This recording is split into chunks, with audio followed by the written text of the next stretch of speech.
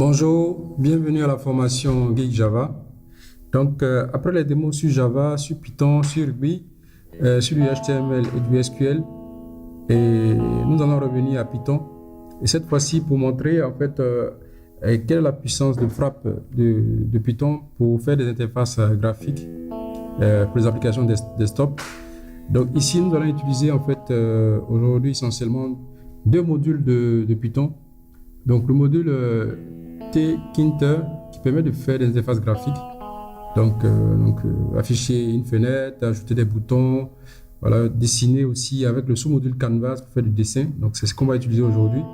Et puis aussi, on a le module Screenshot de Python qui permet aussi de faire des captures d'écran.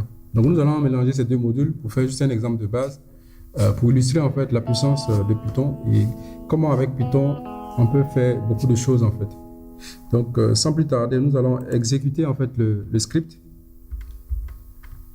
Voilà, donc le script c'est canvas dessin python.py. Donc on va faire python canvas dessin python.py pour exécuter.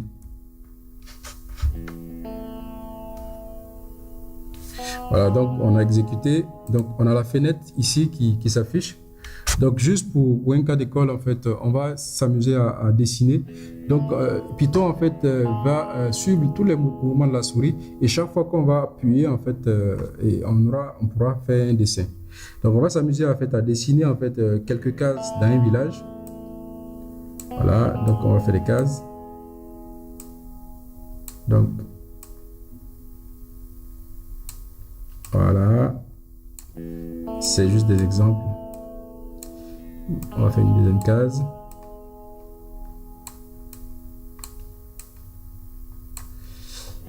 On va faire une troisième case.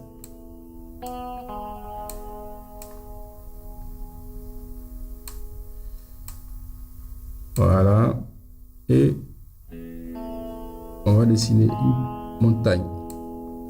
Donc on va dessiner une petite rivière. C'est juste un exemple. C'est pour montrer que donc on peut faire du dessin et Python peut en fait intercepter tous les mouvements du clavier et de la souris en fait et permettre de faire un dessin. On va dessiner peut-être un arbre ici. Bon, les dessinateurs pourront faire mieux que moi, hein. C'est juste pour illustrer ce qu'on peut faire avec Python. Voilà, on va dessiner un bonhomme ici.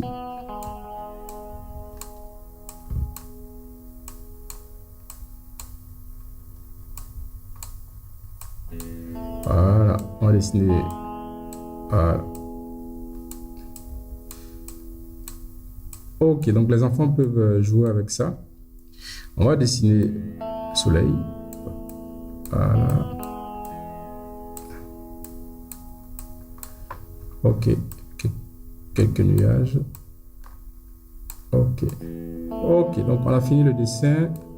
Voilà, donc c'était juste pour illustrer ce qu'on peut faire avec Python.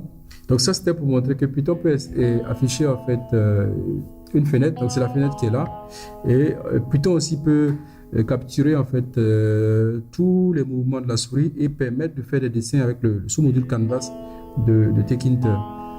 On peut aussi à travers ce même module en fait dans la partie jaune en fait imaginer en fait un besoin de signature. Donc, par exemple, on va essayer de faire une signature. Voilà. Donc, on fait une signature, par exemple. Et on veut faire la capture d'écran de cette signature et l'enregistrer sous forme de fichier et puis l'envoyer ou le mettre dans un dossier. Donc, on vient de faire la signature. C'est juste un exemple. Donc, on va cliquer sur le bouton capture de la signature.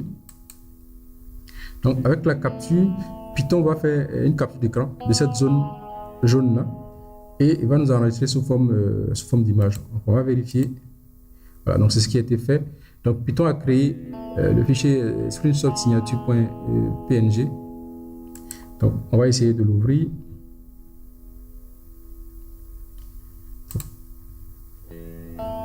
Voilà, donc on l'ouvre. Donc, voici, c'est là exactement la signature qui a été faite. Voilà, donc c'était juste un exemple pour illustrer qu'est-ce qu'on peut faire avec Python, avec Tkinter pour faire des interfaces graphiques. Qu'est-ce qu'on peut faire avec le module de screenshot.